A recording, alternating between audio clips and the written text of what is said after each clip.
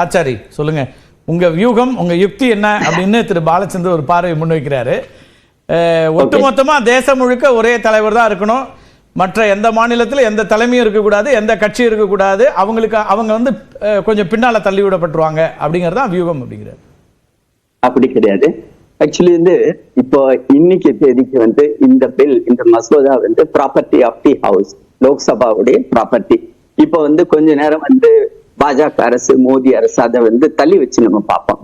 B.R. Ambedkar வந்து 1942 September 4ஆம் தேதி வந்து நவம்பர் 4ஆம் தேதி ஒன்று சொல்றாரு. அண்ணன் வந்து பெடரலிசம் பத்தி தொடர்ந்து பேசிட்டு இருந்ததுனால நான் அதை வந்து கோட் பண்ண விரும்புகிறேன். Federalism is that division of legislative and executive powers between center and the states is not done by any law made by center but by constitution itself. அதாவது வந்து இன்னைக்கு வந்து கொண்டு வந்திருக்கோம் இல்லைங்களா, இந்த இது சென்டர் ஸ்டேட் அப்படின்ற ரிலேஷன்ஷிப் வந்து தாண்டி போயிடுச்சு. இன்னைக்கு வந்து ஸ்கெட்யூல் 7ல நாங்க எந்த ஒரு இது வந்து சேஞ்சும் பண்ணல. யூனியன் லிஸ்ட் அப்படி இருக்குது, ஸ்டேட் லிஸ்ட் அப்படியே இருக்குது, கான்கரண்ட் லிஸ்ட் இருக்குது. இன்னைக்கு காலையில மனோஜ் திவாரி ஆரம்பிச்சதே வந்து பேசிக் ஸ்ட்ரக்சர் ஆஃப் தி கான்ஸ்டிடியூஷனை நாங்க வந்து டிங்கர் பண்ணிட்டோம் அப்படின்னு தான் ஆரம்பிச்சார். பட் அது எந்த இடத்துலயும் நாங்க டிங்கர் பண்ணலன்றதுக்கு தான் இந்த உதாரணம். யூனியன் லிஸ்ட்ல என்ட்ரி நம்பர் 72ல என்ன எங்களுக்கு கொடுத்திருக்கிற பவரோ அததான் வந்து மத்திய அரசு வந்து இந்த மசோதால கொண்டு வந்திருக்குது.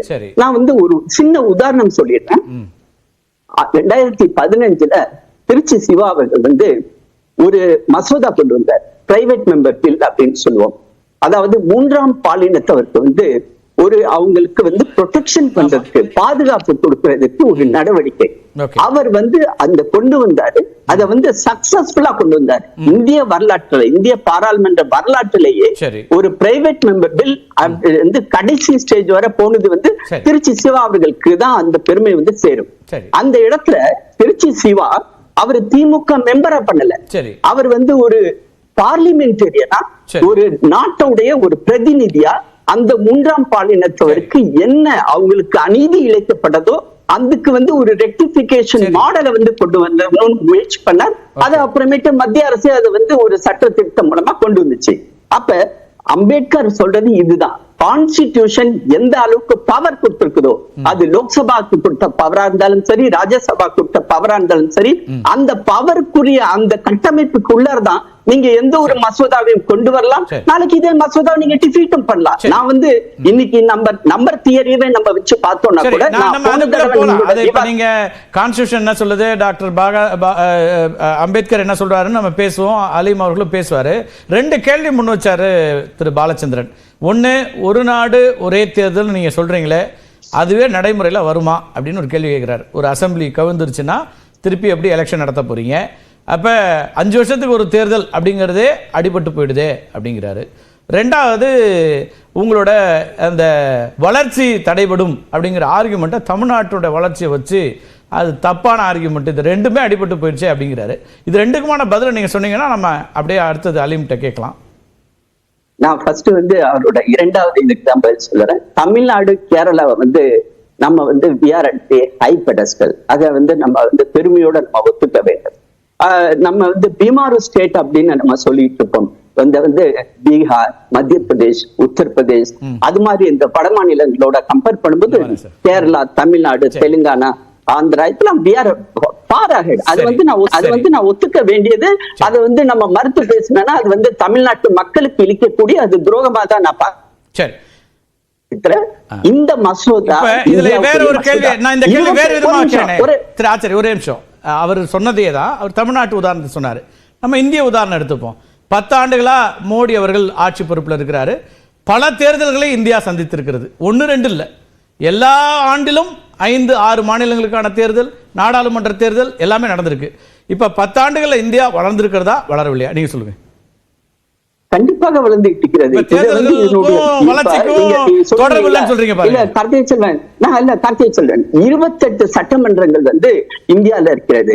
அதுல வந்து 3 வந்து யூனியன் பிரதேசங்களுக்கு உள்ள சட்டமன்றங்கள், மீதி 25 ஸ்டேட்ல உள்ள லெஜிஸ்லேச்சர்ஸ். நாங்க வந்து ஒரு ஹோலிஸ்டிக் டெவலப்மெண்ட், எல்லா ஒரு மாநிலத்துக்கும் ஒரு சமமான ஒரு அப்ரோச்சை நோக்கி தான் இந்த பயணத்துல நாங்க வந்து முதலடி எடுத்து வைக்கிறோம். ரொம்ப சிம்பிள் லாஜிக் கேக்குறேன் சார். நீங்க எத்தனை தேர்தல் நடந்ததுன்னா என்ன சொல்றேன் உங்களுக்கு, இந்த 10 ஆண்டுகள்ல எத்தனை தேர்தல் நடந்ததுன்னா உள்ளாட்சி மன்ற தேர்தலை கூட விட்டுட்டு சொல்றேன், மாநில அளவுல அல்லது யூனியன் டெரிட்டரிக்கு என்னெல்லாம் தேர்தல் நடந்ததுன்னு பார்ப்போம். அத்தனை தேர்தலுக்கு இடையிலும் இந்தியா வளர்ந்திருக்கிறதுன்னு நீங்க சொல்றீங்க இல்லையா, அந்த ஸ்டேட்மெண்ட்டை உண்மை நான் எடுத்துக்கிட்டேன்னா அப்ப தேர்தல்களுக்கும் வளர்ச்சிக்கும் சம்பந்தம் இல்லைன்றது ஆயிடுதா இல்லையா? கரெக்ட். அந்த இடத்துலதான் ஒரு முக்கியமான ஒரு புள்ளியை நோக்கி நான் நகர விரும்புகிறேன். திரு சார் வந்து என்வரன்மெண்ட் மினிஸ்ட்ரியில ஒர்க் பண்ணாரு, சுற்றுச்சூழல் அமைச்சகத்துல ஒர்க் பண்ணாரு. 2007 2008 ஒரு சட்ட திருத்தத்தை ஒரு அமைச்சகம் வந்து கொண்டு வர முயற்சி பண்ணுச்சு. அதுவரை வந்து சென்டர்ல வந்து முழு பவர், அதாவது வந்து எந்த ஒரு என்வரன்மெண்ட் கிளியரன்ஸ் வரணும்னா சென்ட்ரல்ல உள்ள ministry of environment and forest தான் வரணும். அப்ப திரு ராஜா அவர்கள்ட்ட கலைஞர் சொன்னது, அப்பா எல்லாத்தையும் வந்து சென்ட்ரலே நீ குவிச்சு வச்சிருக்கே, இதை வந்து எல்லா மாநிலங்களுக்கும் பரவலாக்கு அப்படின்னு சொன்னார்.